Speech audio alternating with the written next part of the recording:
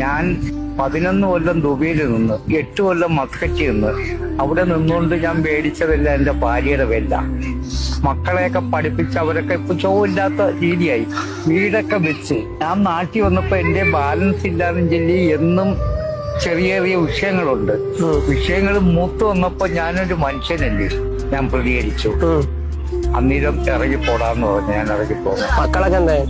വിപ്ലവം എന്ന് പറയുന്ന ഒരു ഇതുണ്ടോ? ആ, അത് ഇപ്പൊ എറണാകുളത്ത് ഒരു വലിയ ഓഫീസിൽ ജോലി ചെയ്യാ. അനന്തു ആർ ദേവ്.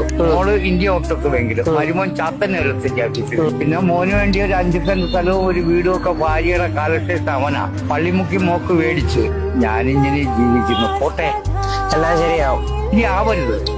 അവരുടെ ജീവിതം വളർന്നു വരണം. അങ്ങനെ അവരെടുക്ക പോരുത്. നിങ്ങളെപ്പോലുള്ള മക്കളില്ലേ എനിക്ക്. അപ്പൊ ശരി, പ്രാർത്ഥിച്ചാൽ മാത്രം മതി. നാളെ അവർക്ക് ഈ ഗതിയോടെ വരാതിരിക്കട്ടെ. ഞാൻ ശവിക്കത്തില്ല, പാടില്ല. ഉണ്ടോ? അങ്ങനെ ചെയ്യണോ? ഒരിക്കലും ഇല്ല. പോട്ടെ, ശരി, ഓക്കെ. എപ്പോഴെങ്കിലും കാണാം. ഇനി നമുക്ക് എന്തെങ്കിലും മീറ്റ് ചെയ്യാം.